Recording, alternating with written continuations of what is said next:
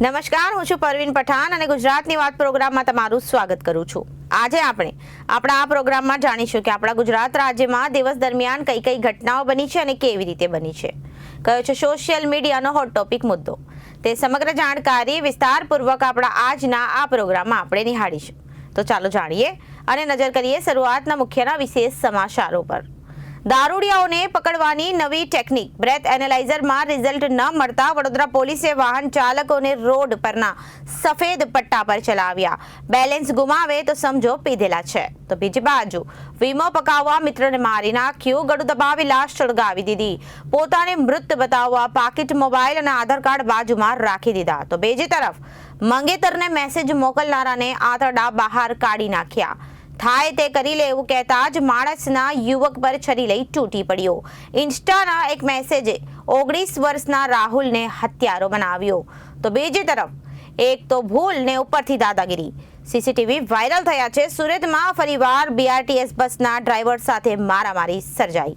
વાહન ચાલકને હોર્ન મારતા બસમાં પથ્થરમારી તોડફોડ કરવામાં આવી। મુસાફરોમાં ભાગદોડ મચી। તો બીજી તરફ રેલવે એએમસીની ઉતાવળથી 20,000 લોકો જીવનું જોખમમાં। સાબરમતી ડી કેબિનના અંડરબ્રિજને સ્ટ્રીટ લાઇટ વિના જ શરૂ કરી દેવાયો। રોડની ડિઝાઇન પણ આરોગ્ય અકસ્માત સર્જાશે તો શું થશે? તો બીજી તરફ 1.25 કરોડનો વીમો પકાવવા કબરમાંથી લાશ કાઢી ગાડી સાથે સળગાવી। દેવું પૂરું કરવા પોતાનું તરકટ રચ્યું। છેલ્લો ફોન અને સીસીટીવી આરોપીના કારનામાનો ભાંડો ફોડ્યો।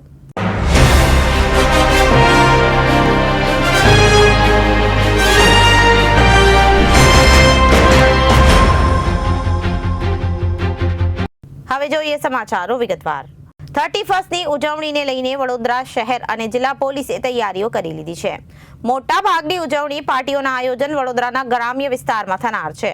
જો કે વડોદરા શહેરના ફતેગંજ સહિતના વિસ્તારમાં રોડ પર લોકો ઉજવણી કરતા હોય છે, તેને લઈને શહેર પોલીસ એલર્ટ મોડ પર છે।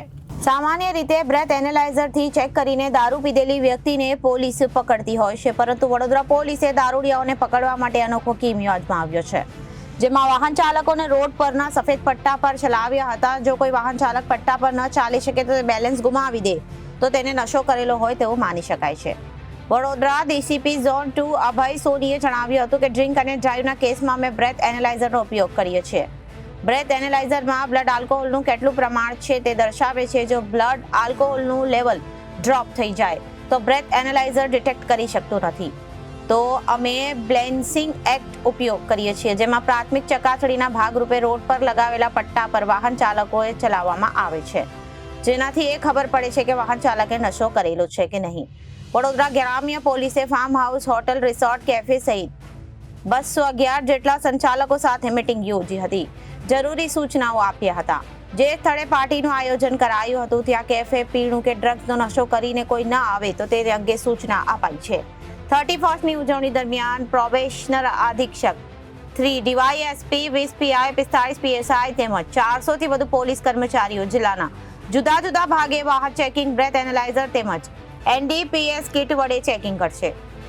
જિલ્લામાં 3 farm house, 1 party plot, hotel, cafe, restaurant મળી 11 જગ્યાએ 31ની પાર્ટીની મંજૂરી મેળવાઈ હતી। 31 અગાઉ શહેરમાં પણ જિલ્લામાં મોટી સંખ્યામાં દારૂ, ડ્રગ્સ આવવાની શક્યતા રહેતી હોય છે, જ્યારે પોલીસ દ્વારા બુટલેગર, ડ્રગ્સ પેડલર પર નજર રાખવામાં આવી રહી છે। આ ઉપરાંત ગ્રામ્યના આંતરડિયાળ વિસ્તારમાં લાઇટ લગાવી સીસીટીવી લગાવવા તેમજ પાર્ટી પ્લોટ, રિસોર્ટ વગેરેના સંચાલકોને પણ ખાસ તાકેદારી રાખવા પોલીસે સૂચનો કર્યા હતા। વડોદરા શહેર અને પોલીસ 31 ટેરેસ પર પાર્ટી કરનારા લોકો અને શંકાસ્પદ જગ્યાઓ પર ડ્રોન ઉડાવીને નજર રાખશે।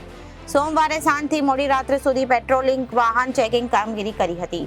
આ સિવાય બ્રેથ એનાલાઇઝર, એનડીપીએસની કિટ મારફતે પણ ચેકિંગ હાથ ધરાયું છે। ખાસ કરીને શહેરની આવવારું જગ્યાએથી ટીમ અને ઉચ્ચ પોલીસ અધિકારીઓએ ચેકિંગ કર્યું હતું, જ્યારે ગત રાત્રે નવલખીમાં ડીસીપી ઝોન 2 અભય સોની સહિતના સ્ટાફે ચેકિંગ કર્યું હતું।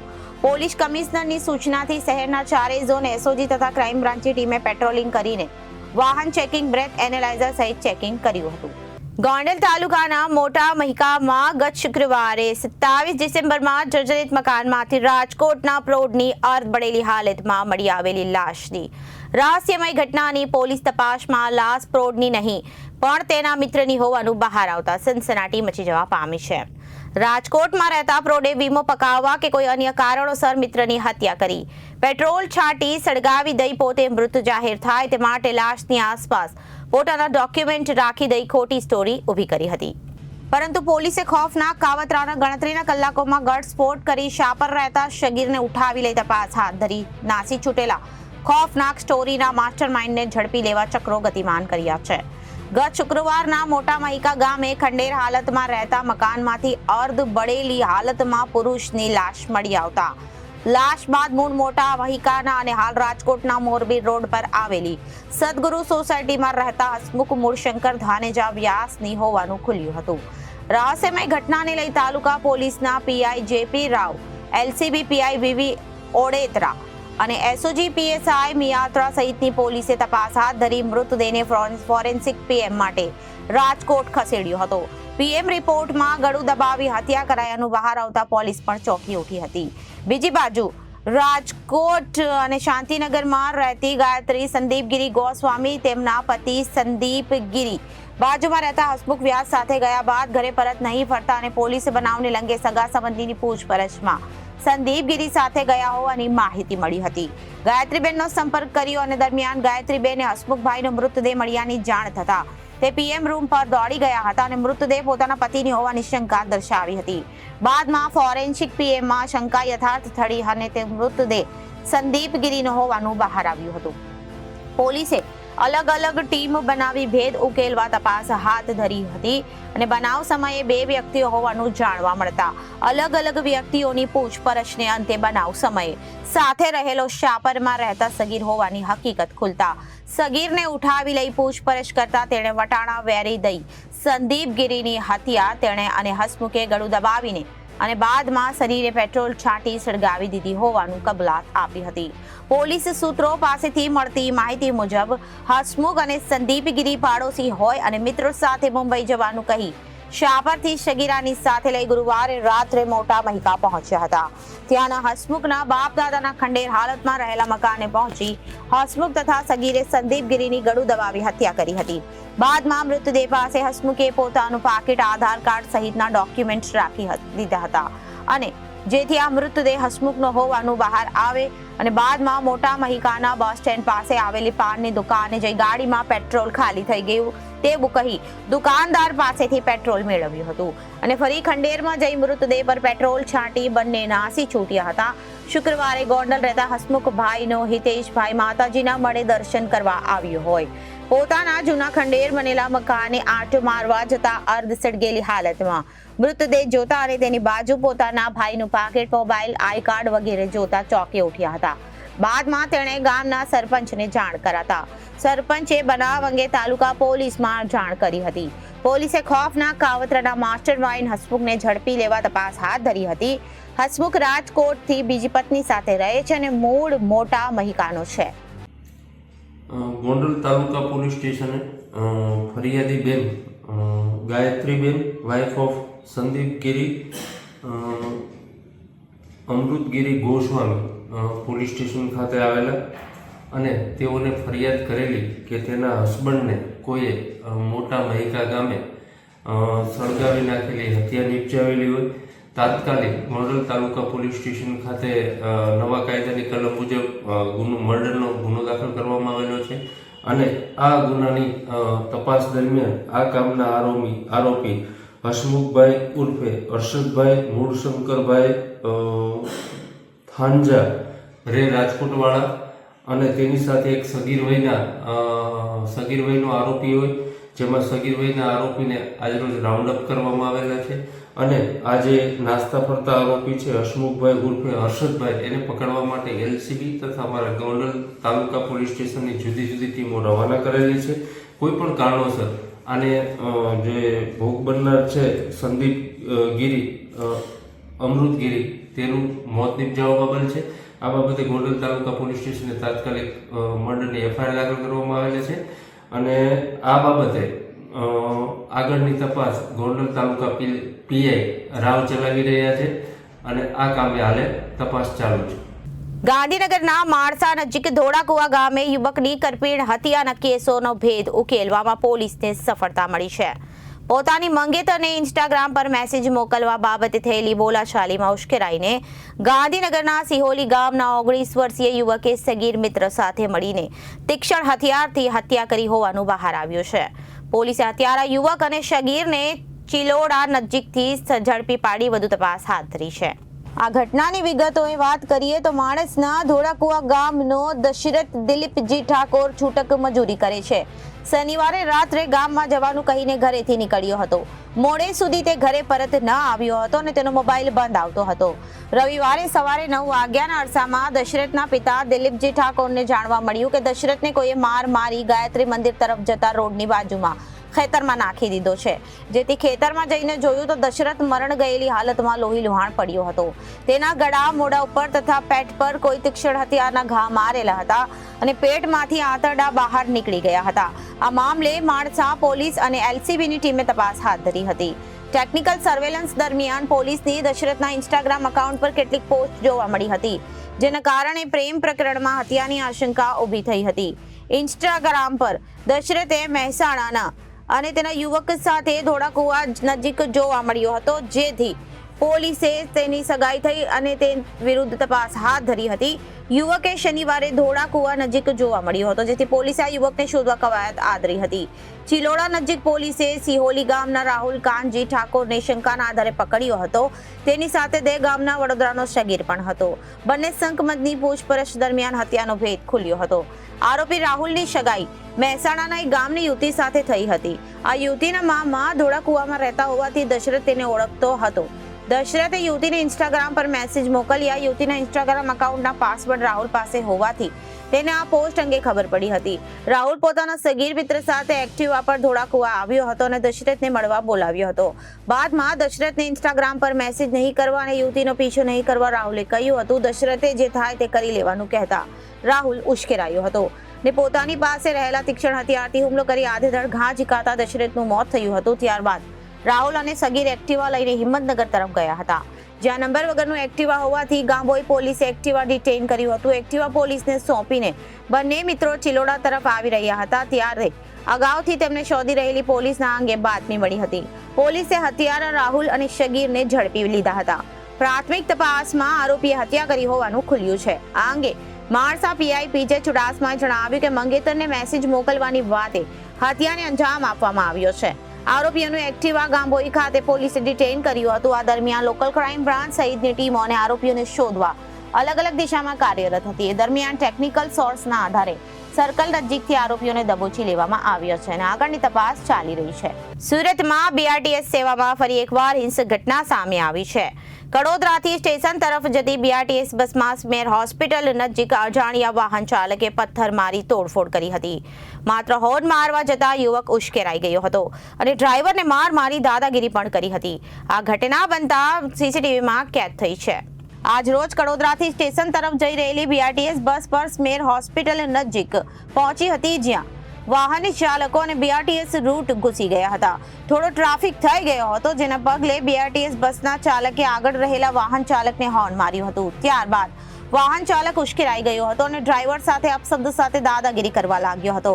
બસ ડ્રાઈવરના જણાવ્યા મુજબ તેણે બસ ડ્રાઈવરને નીચે ઉતારી માર્યો હતો. ત્યારે મુસાફરો ભરેલી બીઆરટીએસ બસના આગળના કાચમાં પથ્થર મારી તોડફોડ કરવામાં આવી હતી. આ ઘટનામાં બસની કાચ પર તૂટી ગયા હતા. આ ઘટના બનતા બસમાં સવાર મુસાફરોમાં ભાગદોડ મચી ગઈ હતી. આવી ઘટનાઓ સુરતમાં વારંવાર બનતી હોવાથી લોકોમાં રોષ જોવા મળી રહ્યો છે. मेरा नाम रवि भदन सिंह सोलंकी, रूट नंबर 19 मगोर डिपो में ड्यूटी करता हूँ बीआरटीएस.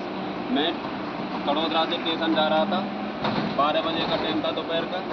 सीनियर हॉस्पिटल के सामने एक रास्ते से निकल रहा था बीआरटीएस के अंदर से. मैंने उसको हॉर्न बजाया तो उसने सामने हाथ दिखाया मेरे को. हाथ दिखाने के बाद में साइड में आया. मेरा साइड गिलास वो खुलवाया उसने. खोलने के बाद में मेरा हाथ पकड़ के खींचा, गाड़ी की लॉन्च भी किया, फिर नीचे उतारा मेरे को, फिर मारा पीटी हुआ.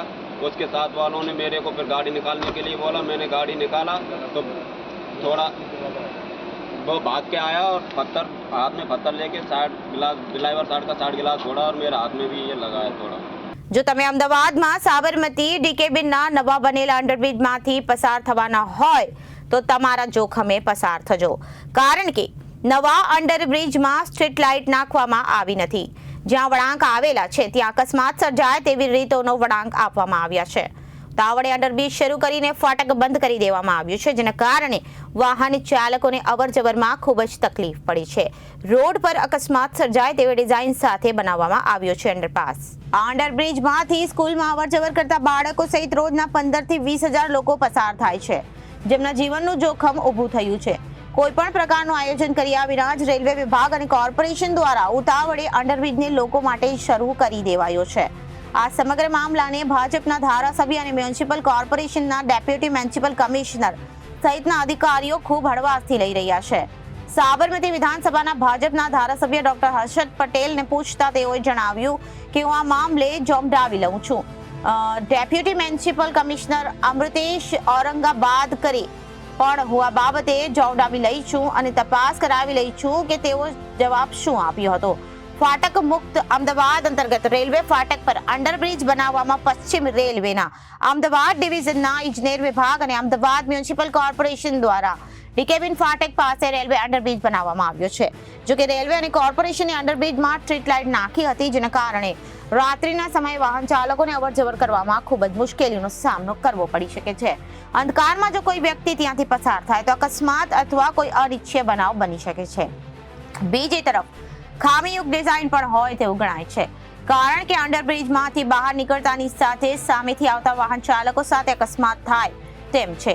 બે રોડ ક્રોસ થાય છે, જેથી બ્રિજની બહાર ખુલતાની સાથે જ રોડનો નાનો ભાગ બહાર આવે છે અને જેના કારણે લોકોને અવરજવરમાં તકલીફ પડી શકે છે. અંડરબ્રિજનો એક છેડો સાબરમતી ડીકેબીન તરફ, બીજો છેડો આઈઓસી રોડ તરફ નીકળે છે, જ્યારે સામેના ભાગે ક્રોસ કરીને એક રસ્તો કાળી ગ્રામ તરફ જતો હોય છે અને ઉમા ભરવાની રોડ તરફ જાય છે. રેલવે દ્વારા અંડરબ્રિજ તેમની જગ્યામાં જ રોડ બહાર કાઢી દેવાયો છે. મુખ્ય રોડ ઉપરથી બહાર જતા અકસ્માત સર્જાય તેવી સ્થિતિ છે.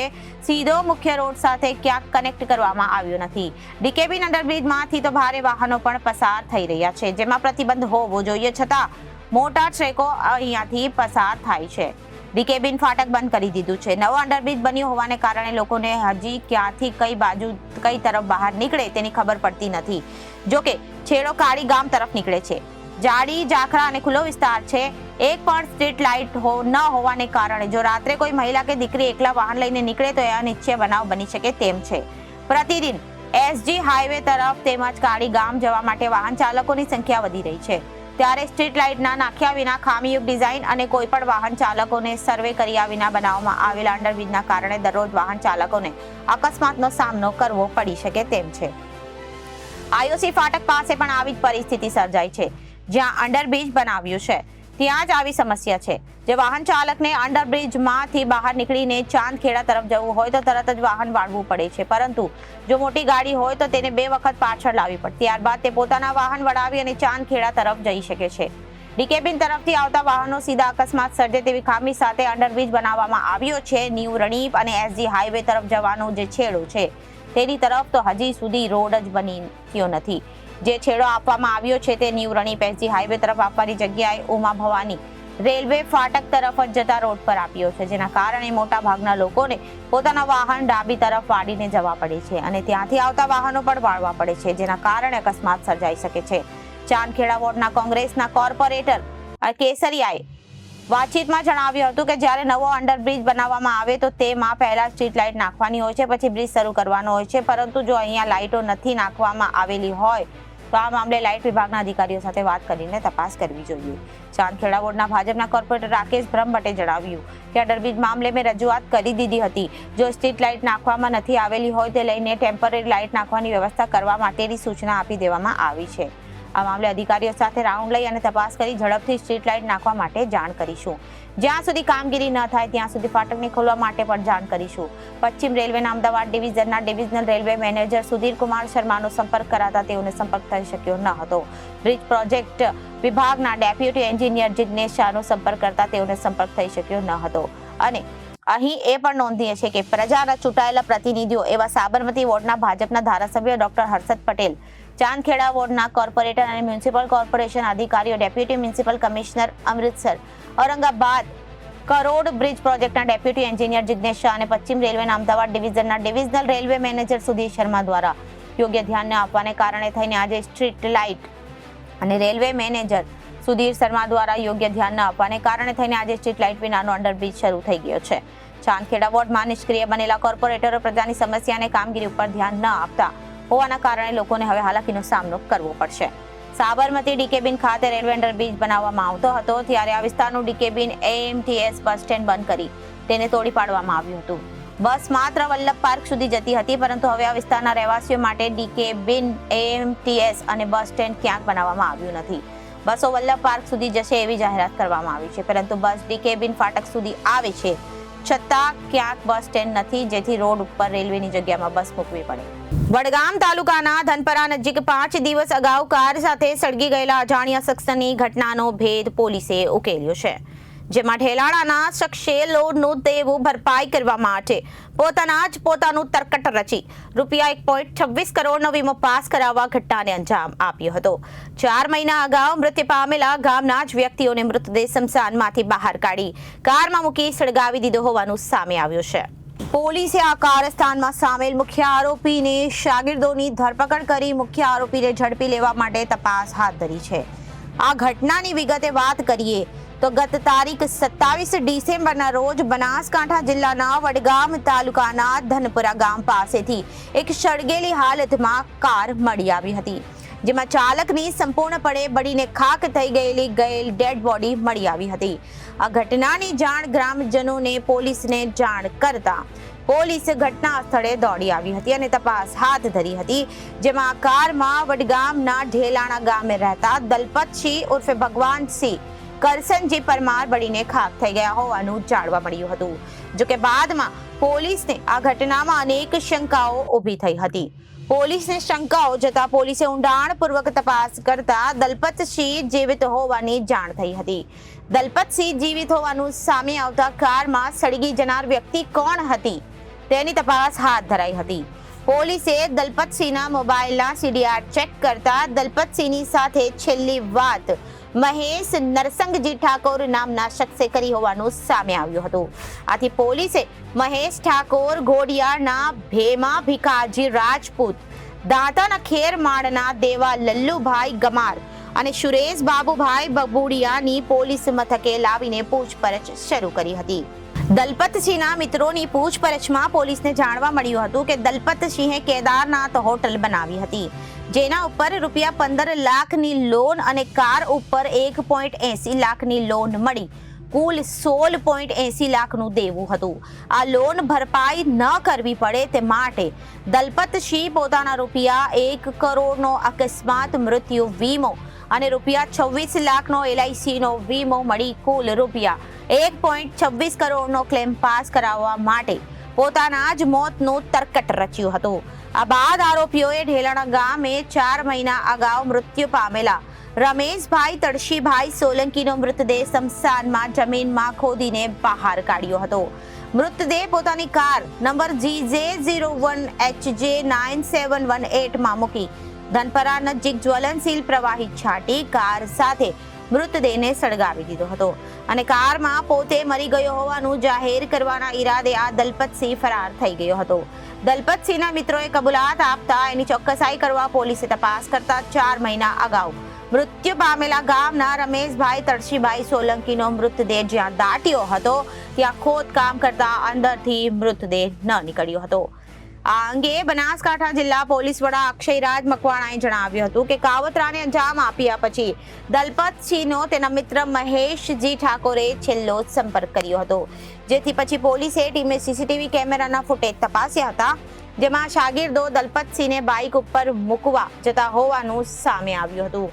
કારમાં સળગી ગયેલી વ્યક્તિ કોઈ બીજી જ હોવાનું જણાતા આ દિશામાં તપાસ કરવામાં આવી હતી. હાલ મુખ્ય આરોપી દલપતસિંહ ફરાર છે, જ્યારે તેના શાગીર્દોની ધરપકડ કરીને આગળની તપાસ હાથ ધરી છે.